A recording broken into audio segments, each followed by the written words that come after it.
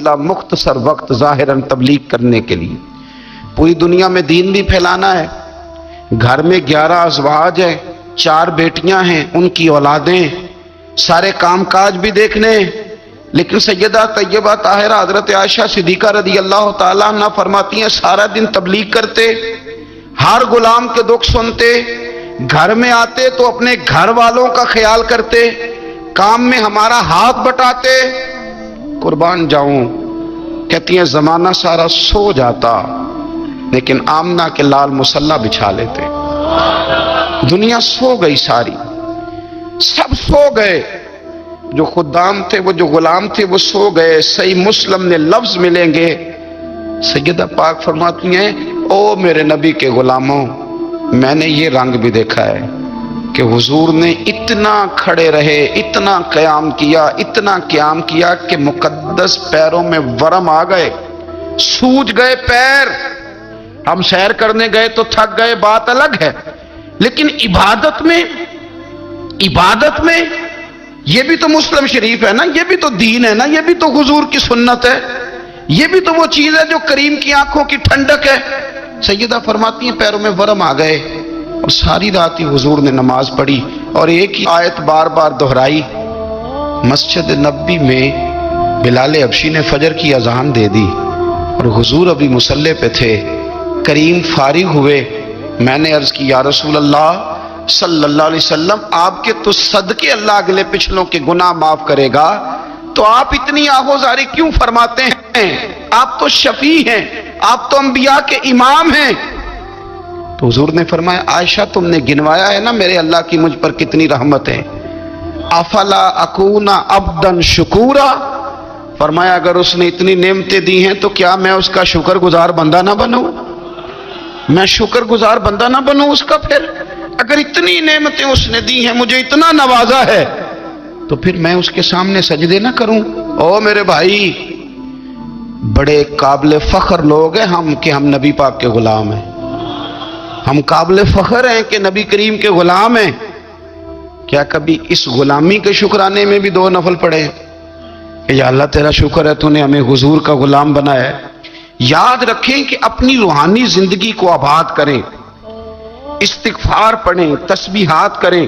کچھ چھوٹے چھوٹے اعمال ہیں، ان کو اپنی زندگی میں حصہ بنائیں. ترمذی شریف میں حدیث ہے، نبی پاک صلی اللہ علیہ وسلم نے فرمایا 3 مرتبہ صبح، 3 مرتبہ شام اعوذ باللہ السمیع العلیم 3 دفعہ یہ پڑھو، اور 1 دفعہ سورۃ حشر کی آخری 3 آیات، هو اللہ الذی لا الہ الا هو عالم الغیب والشہادۃ هو الرحمن الرحیم. اعوذ باللہ من الشیطان الرجیم ہے نا، اس کو پڑھنا ہے اعوذ باللہ السمیع العلیم من الشیطان الرجیم. فرمایا 3 دفعہ اس کو پڑھو اور 1 دفعہ سورہ حشر کی 3 آیتیں، 1 دفعہ صبح اور 1 دفعہ شام. صبح کیا ہے، شام کیا ہے؟ تو اعلیٰ حضرت بریلوی فرماتے ہیں صبح سے مراد ہے آدھی رات ڈھلنے سے لے کر سورج نکلنے تک.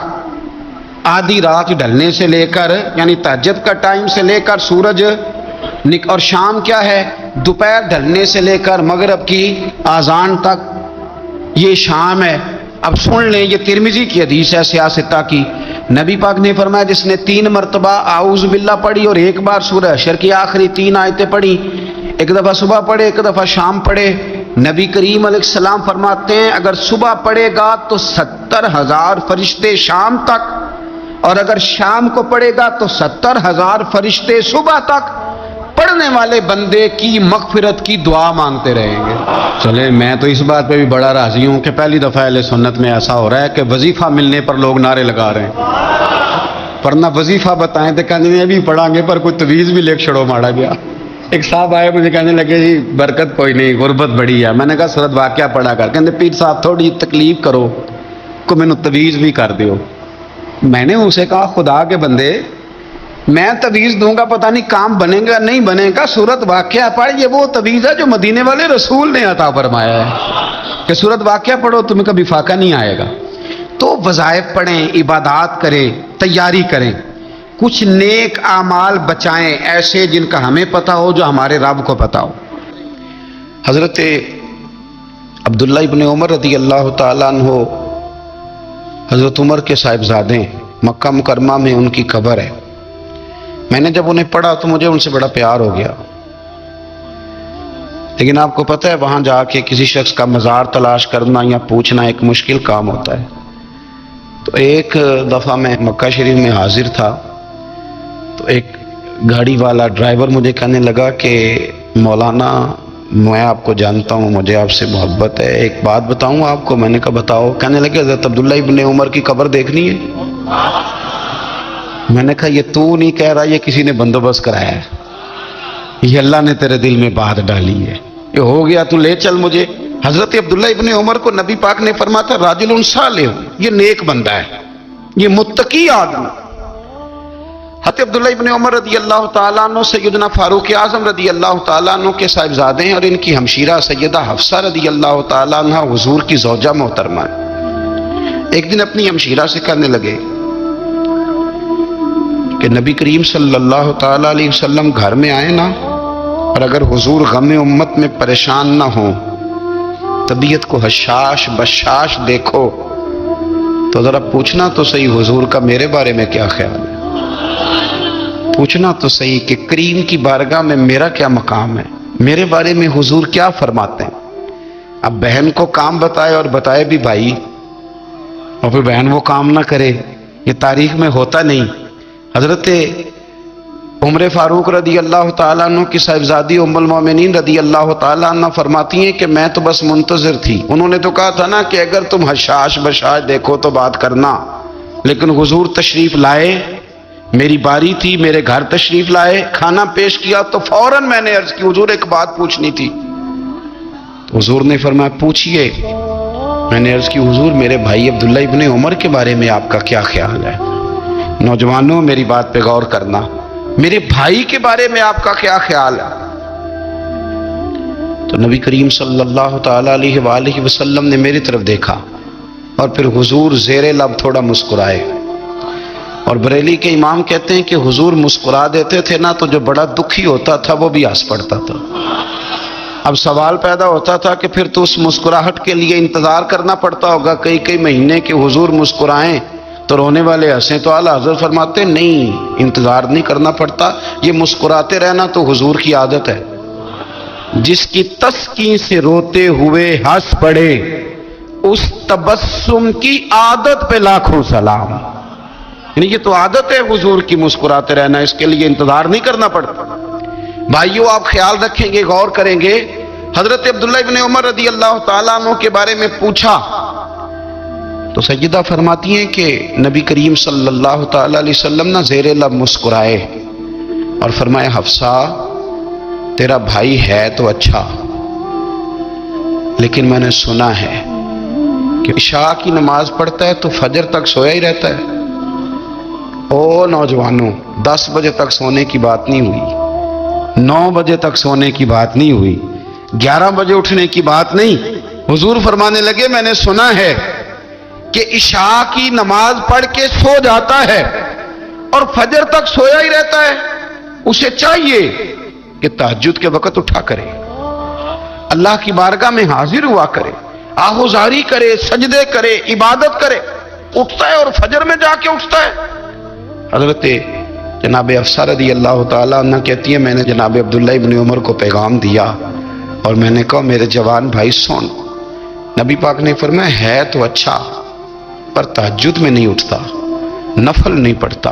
او میری ملت کے جوانوں، مزہ نہیں آ جاتا جب ساری دنیا سوئی ہو، ساری دنیا، اور بستر بھی گرم ہو اور نیند بھی پورا غلبہ کر رہی ہو، اور اچانک گھنٹی بجے دماغ میں، آنکھ کھلے، گھڑی پہ نظر پڑے، 3:30 4 بجے کا پیغام گھڑی بتائے، اور کوئی چڑھتی جوانی والا اٹھ کے وضو کرے، اور جب وہ مصلی کھول کے بچھائے تو مدینے والے محبوب کہتے ہیں کہ ہر نماز پہ رب ثواب دیتا ہے، اور جو اٹھ کے تہجد کی نماز پڑھے اسے دیکھ کے تو رب مسکراتا ہے، جو اس کی شان کے لائق ہے، جو اس کی شان کے لائق، وہ مسکراتا ہے، خوش ہوتا ہے کہ میرا بندہ تہجد میں اٹھ گیا، وہ مسکراتا ہے۔ کاش ہماری صبحیں کبھی اپنے مالک کے نام ہو جائیں، کاش کے صبح۔ حضرت ابو الحسن رحمۃ اللہ تعالی علیہ حضرت معاذ ابن جبل رضی اللہ تعالیٰ عنہ کے پاس بیٹھا کرتے تھے، फरमाते हैं उनसे जो प्यार बढ़ा तो फिर मेरा मुसल्ले से भी बढ़ गया। ताबी हैं, फरमाते हैं सहाबी रसूल से मोहब्बत हुई तो जिक्र से भी हो गई, फिर दुरूद शरीफ से भी हो गई। मोहब्बत उनसे बढ़ी तो फिर अल्लाह ने मस्जिद का प्यार भी बढ़ा दिया। आप फरमाते हैं कि मेरी हर वक्त भी ये चाहती थी कि बस अल्लाह अल्लाह करूं, बस अल्लाह अल्लाह करूं, बस ना मैं जरा थोड़ी जान छुड़ाऊं लोगों से, को 10 मिनट मिले तो मैं कुछ 4 नफल पढ़ लूं, मैं थोड़ा सा ना बचूं लोगों से, और मुझे तस्बीह मिले तो मैं ना कुछ 400-500 दफा इस्तिगफार पढ़ूं, सुभान अल्लाह, अल्हम्दुलिल्लाह, अल्लाहु अकबर, ला हौला वला कुव्वता इल्ला बिल्लाह, मैं ना तस्बीहात पढ़ूं। फरमाते हैं कि बच्चे थे घर में 6-7, गुर्बत थी, काम मिलता कोई नहीं था। मैं काम चोर नहीं था, काम ढूंढता था, पर अल्लाह की कुदरत के काम नहीं मिलता था। फरमाते हैं कि मैंने एक दिन अपनी अहलिया से कहा कि आज मैं फिर जाता हूँ काम ढूंढने, तो मेरी बीवी बड़ी फर्मा बरदार थी, पर उस दिन ना गुर्बत के हाथों तंग आके कहने लगी, आज नाना कोई तो चीज लेके आया, तो मुझसे बच्चों की भूख नहीं देखी जाती, ये सब रोगां दा रोग मुहम्मद जिसदा नाम गरीबी, कंड बुला के लंघ जांदे नी दोस्त यार करीबी, आज ना कुछ लेके आया तो मैं बच्चे लेके मेके चली जाऊंगी। शेख फरमाते हैं कि मैं बड़ा परेशान घर से निकला, पर मैंने सुबह से लेके जोर तक काम ढूंढा, काम मिला कोई नहीं। तो मेरे दिल में ख्याल आया, चलो काम नहीं मिलता तो अल्लाह अल्लाह तो करे ना, चलो बंदों की मजदूरी नहीं मिलती तो रब करीम की इबादत ही करते हैं। फरमाते हैं कि मैंने ना फुरात के पानी से वुजू किया, नहर के, शदीद धूप थी, साथ रेत थी और रेत तप रही थी। मैंने अपना रुमाल वहीं मुसल्ला के तौर पर बिछा लिया और फरमाते हैं कि जोर से लेकर असर तक नमाज पढ़ी, धूप भी पूरे जोर पे, पर मेरे सजदे का ज़ौक़ भी पूरे जोर पे। फरमाते हैं सूरज भी चमक रहा है और रब की इबादत का ज़ौक़ भी पूरे जोर पे। मैं सजदा करूं तो फिर मेरा उठाने को जी ना चाहे। मेरे उस्ताद लिखा करते थे, ये उनका शेर है, वो कहा करते थे, मुझे सोज दे, मुझे साज दे और मुझे नीम शब का न्याज दे, दमे सजदा खुद को मैं तोड़ दूं, मुझे ऐसा ज़ौक़े नमाज दे। और मैं तेरी बहार का फूल हूं, मैं खिला भी हूं तो तेरे लिए, मुझे मेरी शाख से तोड़ ले, मुझे अपनी जुल्फ का नाज दे। भाई फरमाते हैं कि असर तक मैंने नफल पढ़े, दिल ढलने लगा, असर की नमाज पढ़ी और मैं वहां से चला। अब मैं जब निकलने लगा तो दिल में ख्याल आया कि छोटी छोटी दीवारें हैं घर की, बगैर कुछ लिए जाऊंगा तो बीवी दूर से देखेगी तो शोर करेगी कि फिर खाली हाथ आ गया है।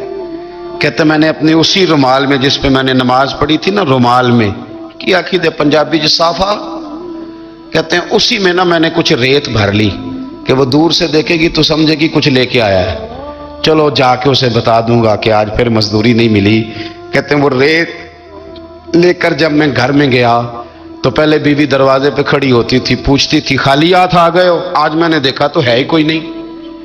फरमाते मैं अंदर दाखिल हुआ, सलाम लिए, कोने में मैंने वो रुमाल रख दिया और मैंने आवाज दी कि भली मानस कहाँ हो?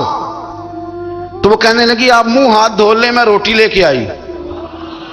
मैंने कहा रोटी कहां से आ गई? यहां तो कई दिनों के फाके, तो कई दिनों की गुर्बत है, यहां तो इस घर में तो फकीरी है।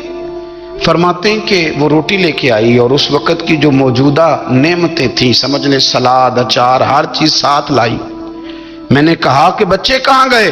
कहने लगी वो खाना खा के खेलने गए, आप खाना खा लें आ जाते। खाना उसने चुन दिया। मैंने हैरत अंगेज लहजे में सारी नेमतें अपने दस्तरखान पे देख करके बीवी से पूछा ये कहां से आया खाना? बच्चों को तूने कहां से खाना खिलाया? ये सारा कुछ कैसा है?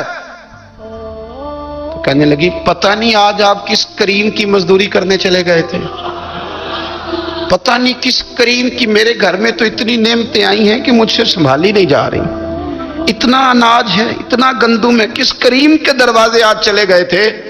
ये कहते कहते वो उठी और उठ करके कहने लगी पहले ही बड़ा कुछ आया था, अब क्या ले आए हो? और जा करके ना उसने वो रेत वाला रुमाल खोला।